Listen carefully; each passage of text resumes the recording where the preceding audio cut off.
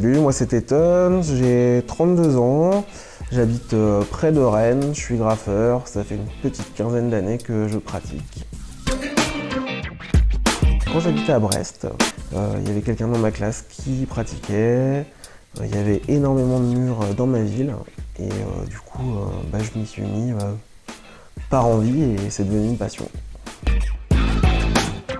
J'ai commencé il y a une bonne quinzaine d'années à Brest. J'ai essayé de peindre sur les murs, des visages, tout ce que je dessinais. Et du coup, j'ai commencé à les faire sur papier, à faire des collages. Et j'ai persévéré pour essayer de faire tout ça sur les murs. Et puis j'en suis arrivé à ce que je fais aujourd'hui.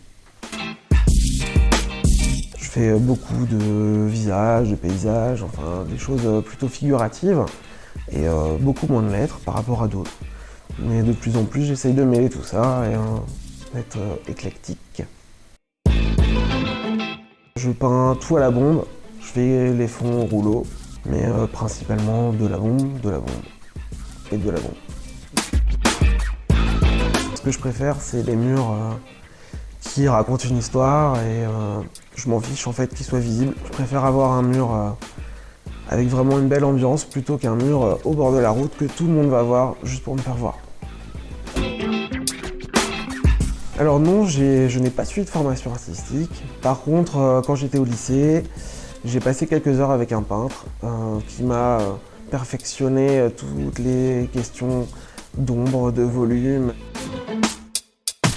Mes sources d'inspiration, c'est vraiment les milieux dans lesquels j'évolue, c'est-à-dire le milieu de la techno, l'univers punk, tout ce qui est rock'n'roll. Et c'est vraiment les milieux que j'affectionne particulièrement et qui me donnent de l'inspiration.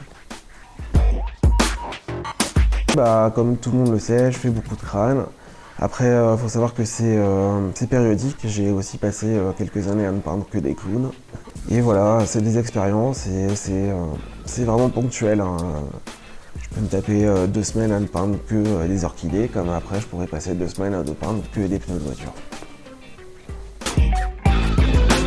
En général, j'arrive sans croquis, c'est dans ma tête.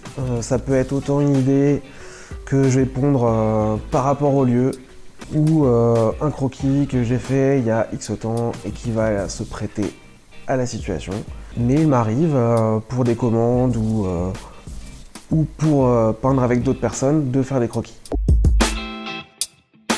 Moi je fais partie d'un crew qui s'appelle le WBC.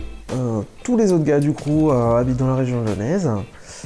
C'est Swing qui m'a fait entrer dans ce crew, qui a beaucoup peint à Rennes. Je l'ai rencontré parce qu'on a fait des collaborations entre lui, moi, La Rouille et aussi Wai, qui est un super graffeur qui n'habite malheureusement plus à Rennes parce que je peignais beaucoup avec lui. Aujourd'hui, je peins encore avec beaucoup d'amis sur Rennes, notamment Kim, de Ben aussi, ça m'arrive. Et voilà. Je suis surtout solitaire parce que j'aime me poser quelque part où c'était pas prévu, peindre maintenant. Et je prévois pas à l'avance quoi. Eh bien ça vient de mon ancien crew qui s'appelait le Da Crew.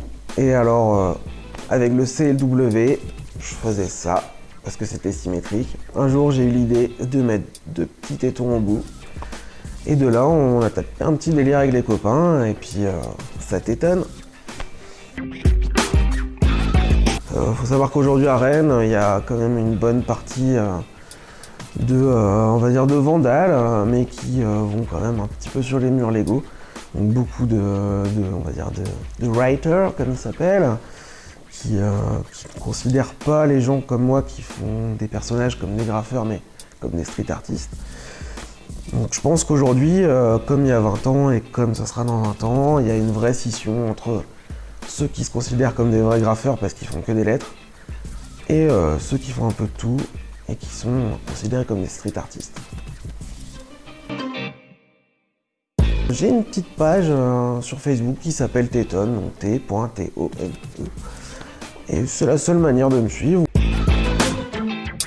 J'ai rien de particulier si ce n'est tous les bunkers de la ville dans laquelle je vais bientôt habiter.